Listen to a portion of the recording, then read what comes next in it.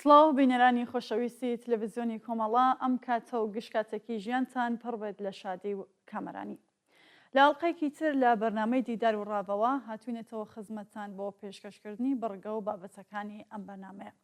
تەوەری بەرنامەی ئەم هەفتەیەمان قسەکردنە سەبارەت بە مامۆستا گۆرانی شاعر و ڕەچەشکن لە ڕێگای پێشکەشکردنی وسارێکەوەکە لەلایەن بەڕێز عەتا قەرەداغیەوە نووسراوە. شیاوی ئاماژەیشە ئەم بەرنامەیە لە دوو بەش و دوو بەرنامەدا ئاراستەدان دەکرێت. بۆ هیوایە ناوڕۆکی بەرنامەکەمان جێگەی سەرنجی ئێوەی خۆشەویست بێت. ناوبڕێک ببینین ئەڕۆینە سەر بابەتەکەمان.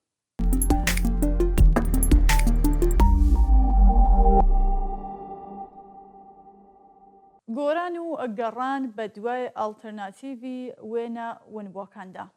دوای تێپەڕبوونی 64 ساڵ بەسەر کۆچی دوایی گۆراندا لە نووسینی بەڕێز عەتا قەرەداغی. سەرەتا بۆچوونی لەو جۆرە هەیەکە پێی وایە ئەدەب بریتیە لە نووسینەوەی ئۆتۆبایۆگرافی نووسەر، بەڵام لەگەڵ ئەوەشدا شۆنیەتی ژیانی نووسەر و بنەمای فێکری و ئایدۆلۆژی کاریگەری دیاریان دەبێت لەسەر جیهانبینی بەرهەمی ئەدەبی و هونەری. ڕاستەوخۆ یان ناڕاستەوخۆ ژیان و وردەکاریەکانی دەوری لە بەرچاو دەبینن لە فۆرمۆڵەکردنی جیهانبینی هەر دەقێکی ئەدیبیدا و هەر بۆ پێش جیهانبینی هەر دەقێکی ئەدەبی لە شیکردنەوەی کۆتاییدا پەیوەندی تەواوی با دید و بۆچوونی داهێنەرەکەیەوە هەیە بەرامبەر بە ژیان و بوون.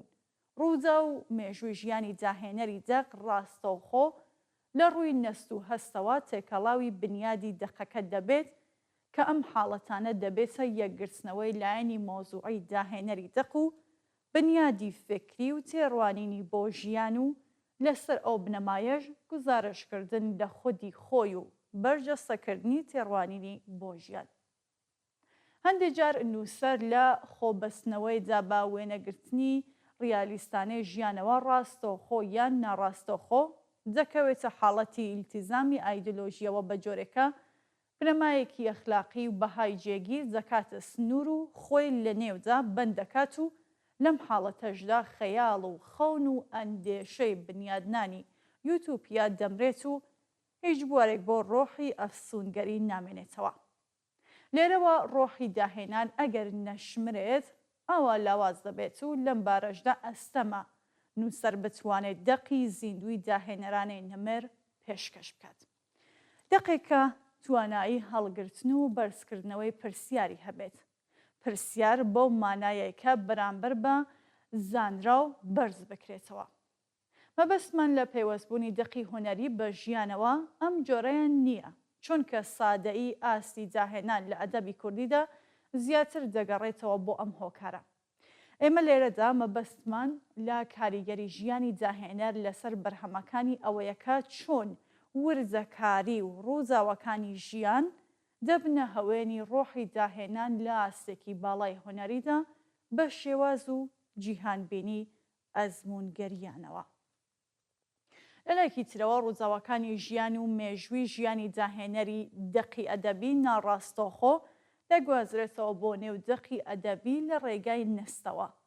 ئەمەش زیاتر لە شێوازی گۆڕینی ئەو بیر و بۆچوونانەوە دەبێت بۆ هێما و دەلالەتی زمان کە لە پشتیانەوە مانای جۆرا و جۆر ڕاوەستاوە وەکو دەرەنجامی پرۆسەسێکی ناکۆیی لە نستی داهێنەری دەقەوە بە ڕێگای ناڕاستەوخۆ فڕێ دەدرێنە پانتایی دەقی ئەدەبیەوە کە ئەم حاڵەتەیان شێوازی ئیلتیزامی ئایدۆلۆژی پێوە دیار نابێت و زیاتر وەکو ئەنجامی یان دەرهاویشتنی کارڵێکی ناکۆیی حەز و ئارەزوو ویستەمرۆیەکانی داهێنەری دەق خۆی دەنوێنێت و ئەو پرسیارانەشی کە دەقی بەرهەم هاتووی ژێر هۆکاری نەست هەڵی دەگرێت زیاتر پرسیاری جدی دەبن بەرامبەر بە نەزانرا و بەرز دەکرێنەوە کە ئەوەش مانای گەڕانەوە لە دوای ئاشکراکردن و زانینی شتە نهێنی و پنهان و نەزانراوەکان کە لە هاوکێشەی کۆتاییدا مانای پرسیارکردن لە ماهیەتی بوون هەڵدەگرن. هەڵبەت مەبەستمان لە نەست و دەوری نەست لە کردەی داهێناندا لە ڕوانگەیەکی ڕووتی دەروونزانیەوە نییە، بەڵکو مەبەستمان لە دەور و کاریگەری نەستە لا خستنە ڕووی ئەوەی لە ناخی داهێنەردا هەیە بەبێ سانسۆر. دیسان لە ئاستێکی ئەفسوناوی باڵادا چونکە نەست پەیوەندی بەهێزی بە خەون و خەیاڵ و یوتوپیاوە هەیە. یوتوپیا بەو مانایەکە دروستکردنی مەملەکەتێک بێت لە سیاقی زمانیدا و ڕووتکراوە بێت لە هەموو مانا جێگیر و مەئلوفەکان کە چێژوەرگرتن و هەستی ئستاتێکی ئێمەیان شێواندووە. هەروەک مەبەستمان لە بەرزکردنەوەی پرسیاری جدی لە میانەی ئەو دەقانێکە لە پانتایی نستەوە بەرجەستە دەکرێن ئەو وڕێنە و گەڕووگەڵانە نییە کە ئەمڕۆ بە ناوی دقی ئەدەبیەوە فڕێ دەدرێنە نێو پانتای ڕۆشنبیری کوردیەوە کە بەشی هەرە زۆریان لا دواندنی ڕووکەشی سادەی هەست و سۆز زیاتر نین. بە پێچەوانەوە ئێستا داهێنان لە ڕوانگەی جیهانبینی فکری و فەلسەفیەوە لێدەڕوانرێت و شەعر بەو ژانرە ئەدەبیە دادەنرێت کە نەک هەردەشێ بەڵکو دەبێ گرنگی بە معریفە بدات و بێ جیهانبینی معرفی دەق ناتوانێت نەمری بەدەست بهێنێت.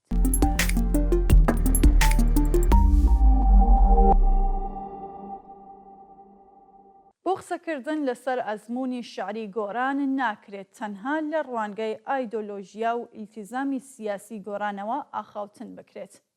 گەرچی ئیلتیزامکردنی سیاسیانەی گۆران نەک نەبووەتە هۆی دۆڵەمەندترکردنی ئەزموونی داهێنانی، بەڵکو زیانێکی گەورەی لە ئەزموونی مەزنی گۆران و مەودای فراوانی خەیاڵ و ئەندێشەیداوە. بۆیە دەبێ بۆ لێکدانەوەی شعری گۆران ئەوە لە بەرچاو بگرین کە بەر لە هەموو شتێ دەربارەی ئەزموونی داهێنەرێک دەدوین کە شۆڕشێکی باڵای لە ئەزموونی شعری کوردیدا ئەنجام داوە. لە ڕاستیدا شۆڕشی گۆران لە شعری کوردیدا شۆڕشە لە شێوازی بنیادی زمانی دەغدا. ئەگینا لە ڕووی جیهانبینیەوە گۆران گوتارێکی نوێ تەواوی بەرهەم نەهێناوە کە بە تەواوی دابڕانی لە گوتاری شعری پێش خۆی کردبێت بە تایبەتی لە ئاستی پرسیار و جیهانبینیدا. زۆربەی ئەو لێکدانەوەی پێشتر بۆ گۆران و بەرهەمی گۆران کراون پێیان بەم ڕاستیە نەبردووە چونکە بە پێوەدانی ئایدۆلۆژی و ئیلتیزامی سیاسی لە زاتی داهێنەرانەی گۆرانیان ڕوانیوە کە ئەوەش بۆ شوونێکی ڕاست نییە لە ڕوانگەی توێژینەوە و ڕەخنەی زانستیانەی ئەدەبیەوە. بۆیە ناکرێت هەروە بە ئاسانی بۆ حکم و بڕیارانەی ڕازی ببین کە تاکو ئێستا بەرهەمی شعری گۆرانیان پێوراوە. ئێمە لە درێژێ ئەم چەند شیکردنەوەماندا هەوڵمانداوە زیاتر لە ئاستی داهێنانی گۆران و دۆزینەوەی جیهانبینی و کاریگەری نەرینی ئیلتیزامی سیاسی گۆران بدوێنی و ئەوەش لەسەر بنەمای شیکردنەوەی دەقەکانی ئەنجام دێت. زۆربەی ئەو لێکدانەوانەیە پێشتر بۆ گۆران کراون تەنها وەک شاعرێکی مولتەزمی ئایدۆلۆژی لە شەڕەکانی دواون، لایەنی دووهەمیش لە سەنگەری دژی ئاراستەی یەکەمدان کە ویستویانە گۆران لە خودی گۆران وەکو زاتی داهێنەر وەکو ئینسان لە ژیان و مێژووی خۆی ڕوود بکەنەوە و بە جیا لەو مێژووە بدوێن و لە بری ئەوەی پەیوەست بە تایبەتمەندی بنەمای پێکهێنەری دەقەکانی گۆران خۆی لە دەقەکان بدوێن و لە ڕوانگەی دۆزینەوەی دەلالەتی دەقەکانیەوە جیهانبینی شعری گۆران دیاری بکەن. هەوڵیان داوە بە پێی هەندێک پێوەر ئەحکامی ئامادە دەقەکانی گۆران بپێون. ئەم دوو ڕێگایە بۆ لێکدانەوەی بەرهەمی داهێنان هیچیان ناتوانن مافی دەق بدەن و جیهانبینی دەق سەر بە خۆیانە دیاری بکەن. ئێمە لێرەدا هەوڵ دەدەین بەرهەمی گۆران بە ئاراستەیەکی جیا لەو دوو ئاراستەی سەرەوەکە باسمان کرد لێک بدەینەوە، نەک لێکدانەوەی ئایدۆلۆژیانە و ئیلتیزامی سیاسی بۆ شعری گۆران بکەن و با پێوەرێکی سیاسی ئامادە بیپێوین یان هەڵی سەنگێنین. نە بە ناوی تازەگەری و ڕەخنەی نوێەوە هەندێک چەمکی نوێ بسەپێنین بەسەر دەقەکانی گۆراندا و پشت لە دۆزینەوەی دەلالەتی زمانی دەقەکانی بکەین.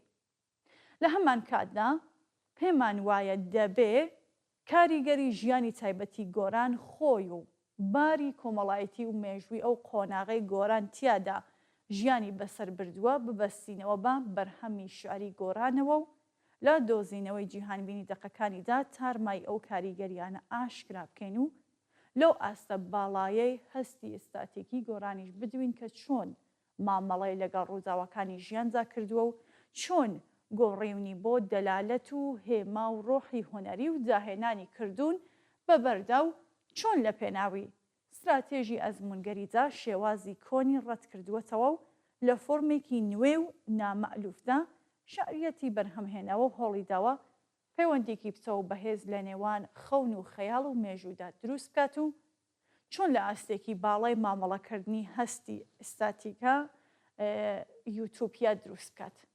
یوتوپیا قەشەنگ و سەرفزۆرهێنەرەکانی نێو سروشت کە هەر جارێ بە شێوەیەک و لە شێوەیەکی جیاوازدا ئاڵتەرناتیڤ لە سنووری خەون و یوتوپیادا دروست دەکات.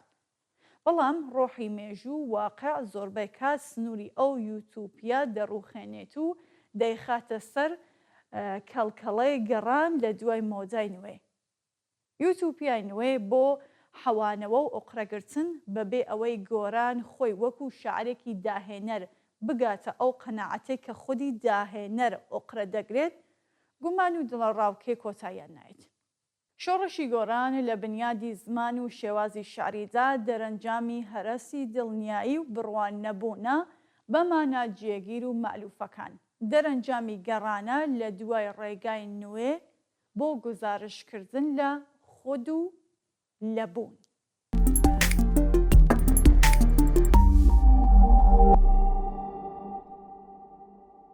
کاریگەری قۆناغی مێژوویی لەسەر گۆران. ژیانی لاویەتی گۆران لە دوای جەنگی یەکەمی جیهانیەوە دەست پێ دەکات لە کاتێکەوەکە کۆمەڵگەی کوردی لۆپەڕی دواکەوتووی و بێئاگاییدا بوو. باری ژیانی تا ڕادێکی زۆر ناهەموار بووە و سیستەمی فیۆدالی ناکامەڵی ئەو سەردەمەش وەکو دامەزراوەیەکی کۆمەڵایەتی بڕێوەبردن لۆپەڕی بۆگەنی و بەلا ڕێدا بووە بە تایبەت لەو بەشەی کوردستان کە گۆران سەرەتای قۆناغی ژیانی تیادا بەسەر بردووە، واتە لە هەڵەبجە و دۆروبەریدا کە ئەویش هەمان شێوەی نیشتمانەکەی گۆران لە سای سیستمێکی فیۆدالی پێنەگەیشتووی خێڵایەتی کولتوری دواکەوتوودا ژیاوە. ئەو قۆناغەش وەکو بەڕێوەبردنی سیاسی و دەوڵەتی ساتەوەختی فەرمانڕەوایی دەوڵەتی عوسمانیەکە نزیک بووبووەوە لە هەڵوەشاندن و هەرەسهێنان کە ئەوەش مانای هەڵوەشانەوەی دامەزراوەی ئیداری و سیاسیە. لە لایەکی ترەوە ئەو مێژووە گەورەترین جەنگی قەڵاچۆڵکەری بەخۆیەوە بینی کە جەنگی جیهانی بوو. گۆڕانکاریەکی گەورەی لە مێژووی مرۆڤایەتیدا دروست کرد و ئەنجام بووە هۆی هەڵوەشانەوەی سیستەمی ئێدارەی ئیمپراتۆریەتی عوسمانی لە کوردستاندا و پاش ماوەیەک ئێدارەی نوێ لە هەر بەشێکی کوردستاندا فەرمانی کەوتە دەست. ئەو بەشەی کوردستان کە گۆرانی تیادا دەژیا کەوتە ژێر دەسەڵاتی عێراق و ئاراستەی فەرمان و بەڕێوەبردن شێوەیەکی تری بەخۆیەوە بینی. بەڵام لە هیچ بارێکیاندا سیستمی بەڕێوەبردن نەیتوانیوە ببێتە نوێنەری خەڵک.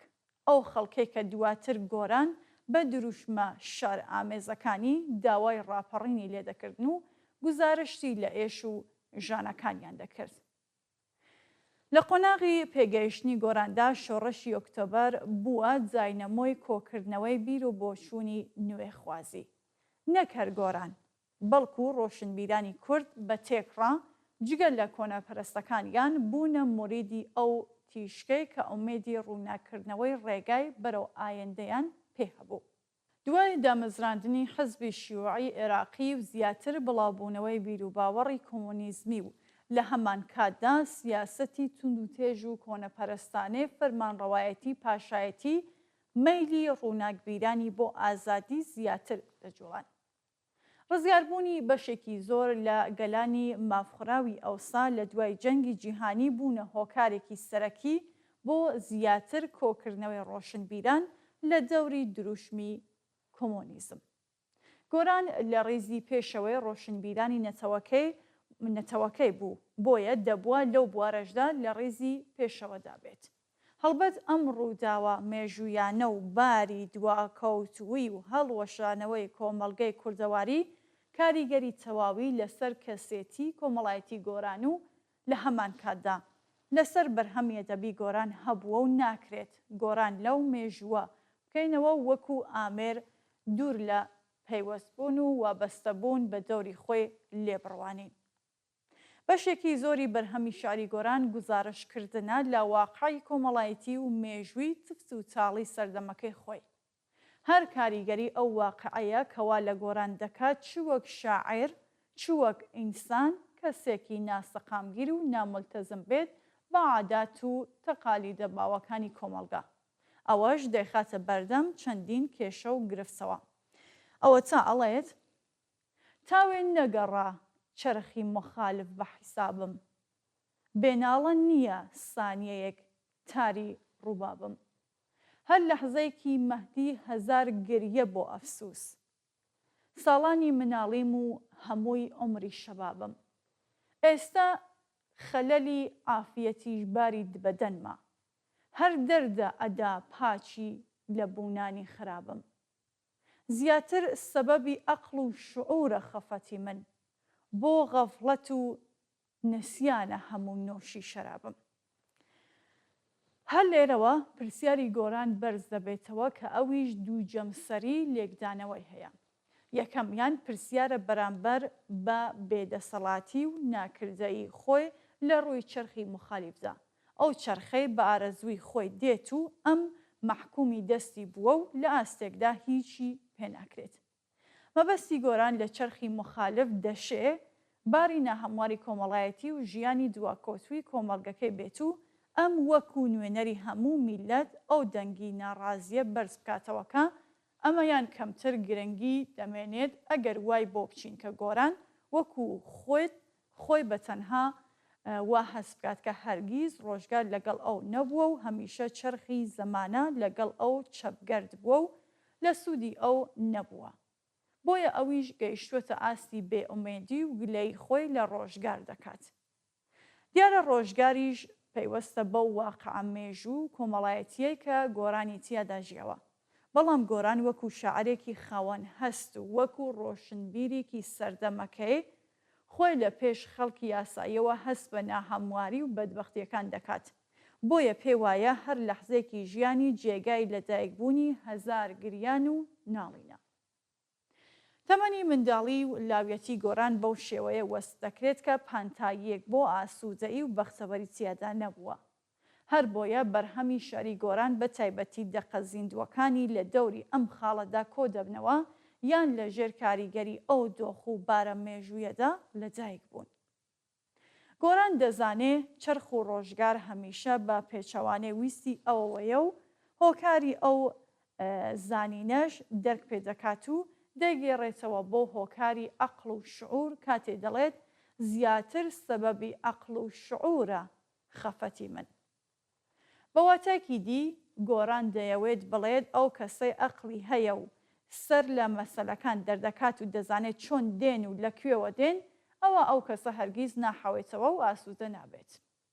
بەواتایکی دی گۆران وای بۆ دەچێت ئاسوودەیی و پەیبردن پێکەوە کۆنابنەوە ئەگەر دەرکردن و تێگەیشتن هەبوون ئەوە ئاسوودەیی بوونی نابێت. چونکە ئەو زاتەی دەگاتە ئاستی ناسینی شتەکان و پێیان پێدەبات ئیتر دەگاتە حاڵەتی گومان و نیگەرانی بەردەوام و چیترۆقرە ناگرێت. بەواتایکی دی گۆران دەیەوێت بڵێت سەرچاوەی بەدبەختی و ناسەقامگیری دەرونی و ڕۆحی و خەفەت خواردنی بەهۆی ئەوەیەکە ئەقڵی بەشەکان دەشکێت و ناتوانێت لە کۆمەڵگەیەکی وا دواکەوتوودا هیچ گۆڕانکاریەک بکات. بە ناچاری دەیەوێت خۆی بدزێتەوە ئەویش لە ڕێگەی لە یادکردنیانەوە بەهۆی شەرابەوە. ڕەنگە شەراب دەلالەتی هەر لادان و نەفکریکردنێکی عادات و تەقالیدی باوی ئەو سەردەمە هەڵبگرێت. بەڵام گۆران بیان و بۆ خۆی دەدۆزێتەوە دەڵێت شەراب دەرمانی دەردی منە لە کاتێکدا لە باریکی ناسەقامگیری و پەشێوی دام و خەفەت پەیبردن ڕۆحم دەخوات. لە نێو ئێوەی بێئاگادا من لە ناخەوە ئەقڵ و شعوری پەیبردن ڕێگام نادات بحەوەمەوە. دەشێت لە لایکی تریشەوە لێکدانەوەی ئەوە بۆ ئەم ناڕزایەتی دەربڕینەی گۆران بکرێتکە جۆرە ئاخاوتنێکی دژایەتی و ناڕزایەتیە بەرامبەر بە هێزی نادیاری بزوێنەری گەردوون. واتە خوداوەند کە بە تێڕوانینی گۆران هەمیشە بە دژی ویستەکانی ئەم دەجوڵێت. بەڵام ئەم لێکدانەوەی ناتوانێت پانتایەکی فراوان لە قسەکردن لەسەر گۆران و بەرهەمی گۆران داگیر بکات، چونکە سەرباری پەیوەستبوونی گۆران بە مەسەلە ڕۆحیەکانەوە. لە گوتاری ئەدەبی گۆراندا پرسیار دەربارەی نەزانرا و پێنەبرا و ڕووبەڕووی یەقینی خوداوەند نەکراوەتەوە، بەڵکو زیاتر دەلالەتی بە گشتیکردنی حاڵەتی پێنەبردن لە پرسیاری گۆراندا دەردەکەوێت کە ئەویش بریتیە لە پێنەبردن و نەتوانینی ناسینی ڕۆح و مەسەلە ڕۆحیەکان. لە لایەکی تریشەوە وا دەردەکەوێت کە گۆران لە ناڕزایەتی دەربڕیندا زیاتر واقعی باوی کۆمەڵایەتی و مێژووی دەدوێنێ و ناڕزایی بەرامبەر بەو واقعە دەردەبڕێت. هەر بۆیە پێویستە لە لێکدانەوەی شعری گۆراندا ئەو واقعە کۆمەڵایەتی و مێژوویە وەکو مۆتیڤی ڕۆحی داهێنان لێیان بڕوانرێت.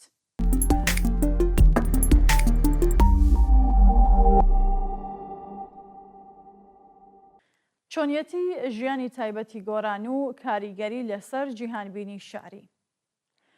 لێرەدا دەگەڕینەوە بۆ سەرەتای ژیانی گۆران واتە بۆ زەمینەی ڕابردووی دەخەکانی و لەوێشەوە لە ڕووی ئۆتۆبایۆگرافیەوە مامەڵەیەکی خودی گۆران دەکەین و هەوڵ دەدەین کاریگەری ئەو قۆناغا لە جوڵە و پراکتیک و جیهانبینی دواتری گۆراندا بدۆزینەوە. گۆران لە تافی منداڵیدا باوکی کۆچی دوایی دەکات و دوای 2 ساڵ لە مەرگی باوکی برا گەورەکەی کە ناوی محەممەد بەگ بوو دەکوژرێت. دیارە مردنی باوک و کوشتنی برا گەورە کە وێنەی باوکە لە ژیانی منداڵی گۆراندا دەبێتە لە دەستچوونی سەرچاوی بەخشینی سۆز و خۆشەویستی و گرێ هەستکردن بە نەبوونی باوک وەکو سایە و سێبەر لە هەست و نستی گۆراندا دروست دەکات. ئەوەش دەبێتە هۆی دروستکردنی حاڵەتی نادڵنیایی و نیگەرانی بەردەوام لە کەسێتی گۆراندا و هەمیشە گۆران لە بەرامبەر ترسێکی سەختدا دەبێت، ترسی لە دەستچوونی ئەو وێنانەی کە دەبووە بیان پاراستایە. ئامادەبوونی ترس بە شێوەیەکی بەردەوام لە نستی گۆراندا دەبێتە هۆی دروستکردنی گرێ هەست بە کەمیکردن لە کەسێتی کۆمەڵایەتی گۆراندا و وەهای لێ دەکات کە خۆی بە جێگای سۆز بەزەئی بزانێت و هەمیشە داوای سۆز و بەزەئی ئەوانی تر بکات و لە چاوەڕوانی سایە و سێبەری باوکێکدا بێت. سەرەتای دەستپێکردن لای گۆران لە گەڕان لە دوای دۆزینەوە و گەیشتن بەو وێنەیەوە دەست پێ دەکات. گەیشتنیش بەو وێنەیە هەروە کارێکی ئاسان نییە، بە تایبەتی کوشتنی برای گەورەی گۆران لەو قۆناغی ژیانی کۆمەڵایەتی کۆمەڵگەی کوردەواریدا مایەی ترس و لە هەمان کاتدا جێگەی پرسیار بووە. کوشتنی برا گەورەی گۆران لە ڕاستیدا بریتیە لە کوشتنی بەشێکی داهاتووی سلێمان بەگی باوکی گۆران. لە هەمان کاتدا ئاماژەی جۆرە هەڕەشەیەکیش بۆ سەرخودی گۆرانی لاو نیشان دەدات و دەشێ ئەوە لە نستی گۆراندا بچەسپێنێت کە کارەساتی کوشتنی برا گەورەکەی هەر ئەوە نییە کە ئەم خەمگینی و دڵشکاو بکات، بەڵکو ئەو کردارە ناڕەوایە دەشێت سەرەتای پرۆژەیەک بێت بۆ کوشتنی گۆرانیش. بەمانایەکی تر ئەو کردارە سەرەتای پرۆژەیەکە بۆ کۆتایی هێنان بە مێژووی سلێمان بەگی باوکی گۆران. لەلایەکی تریشەوە کوشتنی محەممەد بەگی براگەورەی گۆران لە سەردەمی لاویەتی گۆراندا لە کاتێکدا باوکی نەماوە تەمەنی لە نێوان 17-18 ساڵیدا بووە. بە ناچاری گۆران دەکاتە بەرپرسی یەکەمی ژیانی خۆی و دایکی کە ئەوەش کاریگەری تایبەتی لەسەر هەست و بیری گۆران هەبووە. لێرەوە ئەوەمان بۆ دەردەکەوێت کە سەرەتای ژیانی لاویەتی گۆران پڕ لە ئازار و چەرمەسەری بووە و گۆران سەرچاوەکانی سۆز و خۆشەویستی پێبەخشینی تا ڕادەیەک لەدەستچووە. گەڕان لە دوای دۆزینەوەی ئەو سەرچاوەیە بریتیە لە دۆزینەوەی ئاڵتەرناتیڤێک کە هێشتنەوەی خودی گۆران بەر لە هەموو شتێ وەکو ئینسان بسەلمێنێت. ئەو ئاڵتەرناتیڤەش لە شێعردا بەرجەستە دەبێت. بەواتە بەرهەمهێنانی شار لای گۆران فاکتەرێک دەجوڵێنێکە ڕەگ و ڕیشەی لە ڕابردوودایە، ئەویش فاکتەری لە دەستچوونی وێنەی باوکە. مەبەست لە وێنەی باوکیش لێرەدا هەر دەسەڵاتێکی سەرڕۆیەکە ئەرکی بەڕێوەبردننی خوارەوە لە ئەستۆ بگرێت و لە هەمان کاتدا بە پەیوەستیەکی توندی ڕۆحی بە خوارەوە بەسرا بێت کە ئەو دەسەڵاتە بە گوێرەی خێزان باوکە.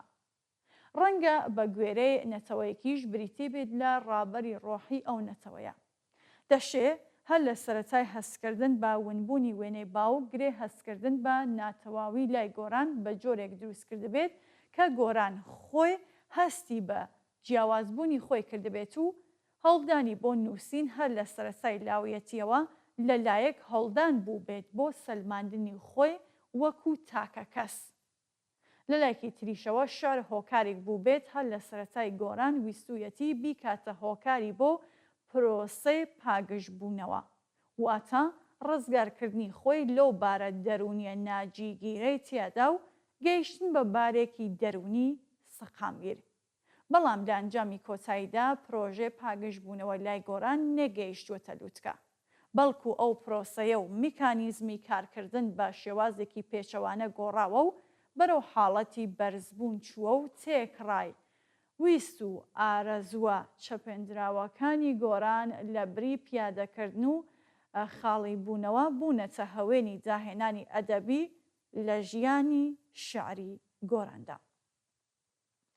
بەرهەمهێنانی شعر لای گۆران لە باری یەکەمدا هۆکارێک بووە تا لەو ڕێگەیەوە گۆران حەز و ئارەزوو غەریزەی چەپێنراوی خۆی بخاتە ڕوو یان شعر بکاتە هۆکار و پانتایەک بۆ پیادەکردنی ئەو حەز و ویست و ئارەزووە چەپێندرا و سەرکوتکراوانەی سەردەمی منداڵی و لاویەتی.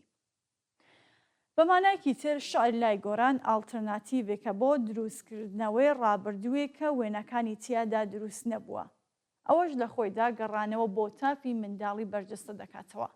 بەڵام لای گۆران گەڕانەوە بۆ تافی منداڵی هەرگیز گەڕانەوەیکی ڕۆمانسیانە نییە و بەمبەستی زیندووکردنەوەی ڕابردووی زێڕین و زیندووکردنەوەی وێنەگەشەکانی تافی منداڵی نییە، بەڵکو بە پێچەوانەوە گەڕانەوەی گۆران بۆ ڕابردوو گەڕانەوەیە بەمبەستی دروستکردنی ئەو وێنانێ کە ئەوسا لە کیس چوون. بەواتە گۆڕان لە ئێستادا دەیەوێت وێنەکانی ڕابردوو واتە وێنەی باوک بەرجەستە بکات بەمەبەستی جێنەهێشتنی ڕابردوو وەکو زەمانێکی بۆشایی و بێکردار. ونبوونی وێنەی باوک سەرچاوەی یەکەمی بەخشینی سۆز و خۆشەویستی بابەتی دروستکردنی یەکەمین پرسیاری گۆرانە. پرسیار بەو مانایەکە گەڕان بێت لە دوای ونبوویەک، لە دوای ماهیەتی نەزانراو یان نەناسراو پێ نەبراو بەمبەستی دۆزینەوە و زانینی و ناسین و ئاشکراکردن. زەمەنی ئەو بابەتەش واتە وێنەی باوک لە ڕووی بەرجەستەکردنی سربەخۆوە بەسەرچووە و دۆزینەوە و دەستەبەرکردنی ڕاستەوخۆی کارێکی نەشیاوە. گەڕانی گۆران لە دوای گەیشتن بۆ وێنەیە کە بریتیە لە گەڕانی بەردەوام لە دوای باوک کارێکی بێئەنجامە. بۆیە گۆران لە پرۆسەی بەردەوامی گەڕاندا ڕاستەوخۆ بە وێنەی یەکەم ناگاتەوە، بۆیە هەوڵدەدات ئاڵتەرناتیڤی بۆ بدۆزێتەوە. ئیلتیزامی ئایدۆلۆژی گۆران لە ئەنجامی شکستهێناندا لە دۆزینەوەی وێنەی باوکەوە دێت و ئیلتیزامی ئایدۆلۆژی و حەزبی گۆران بریتیە لە هەوڵدانی ئەو بۆ دۆزینەوەی وێنەی باوک کە هەمیشە ئەو وێنەیە هێمای ڕاستەوخۆی دەسەڵاتە. لێرەوە بۆمان دەردەکەوێت کە واقعی کۆمەڵایەتی کۆمەڵگەی کوردەواری دۆرێکی زۆر دیار و ئاشکرای لە ژیانی تایبەتی گۆران داگیراوە، وەکو تێکڕای ئەندامانی کۆمەڵگەی کوردەواری هەست دەکات پێویستی بە باوکێکە لە سایەدا بحەوێتەوە و فەرمانی لێ وەربگرێت و دوور لە بوونی ئەو باوکە هەست بە کەسێکی و بوون و ئامادەبوونی خۆی ناکات. دیارە وێنەی باوک لە تێڕوانینی فرۆیدەوە وێنەیەکی دزێوە، بەڵام بە گوێرەی گۆران لەبەر ئەوەی لە سیستمێکی کۆمەڵایەتی فیۆدالیدا ژیاوە، لە سیستمێکی لەم جۆرەشدا پێناسەی هەر ئەندامێکی کۆمەڵگە لەسەر بنەمای ئامادەبوونی ڕەگ و ڕیشە و نەسەب و بنەماڵە دەکرێت. بۆیە باوک ئەو هێزە ئامادەیە لە پشتی کوڕەوە کە ناسنامەی بوونی بۆ دەسەلمێنێت. گۆران هەرزوو هەستی کردووە کە ئەو هێزە معنەویەی لەدەستچووە، بۆیە گرێ ڕق بەرامبەر بە باوک گۆڕاوە بە گرێ هەستکردن بە نەبوونی باوک. هەوڵدان بۆ ئەنجامدانی تاوانی کوشتنی باوک لای گۆران گۆڕاوە بۆ هەوڵدان بۆ زیندووکردنەوەی باوک، چونکە باوک بەر لە ئەوەی ئەم بیر لە پرۆسەی کوشتنی بکاتەوە خۆی مردووە. هەر لێرەشەوە بابەتی ڕق گۆڕاوە بە بابەتی سۆز و خۆشەویستی و ڕەتکردنەوەی باوک و وێنەکانی گۆڕاوە بۆ گەڕان لە دوای دۆزینەوەی باوک و وێنەی باوک.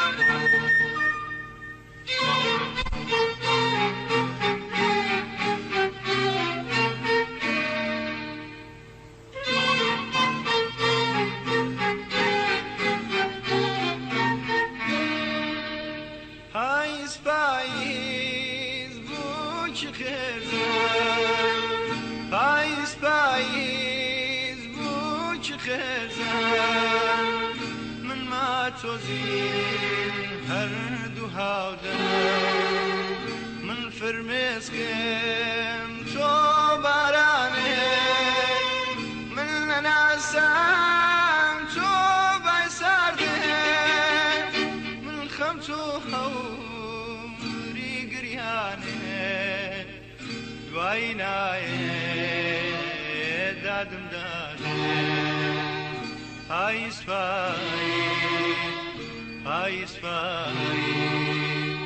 پاییز پاییز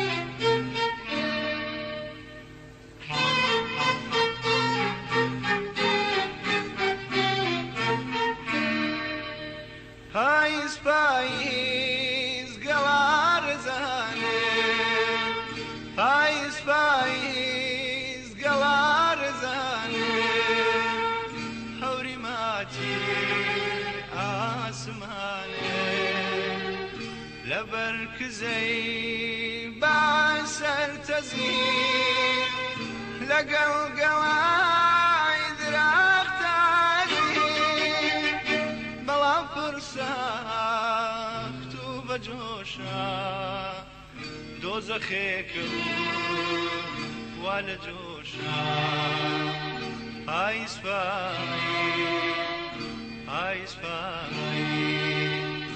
پاییز پاییز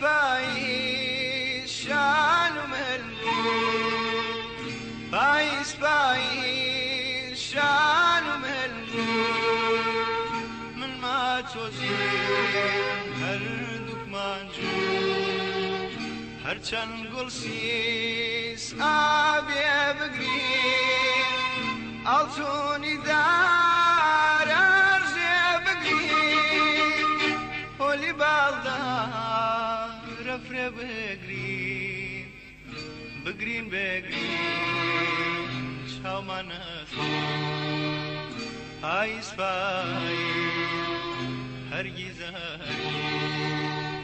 پاییز پاییز هەرگیز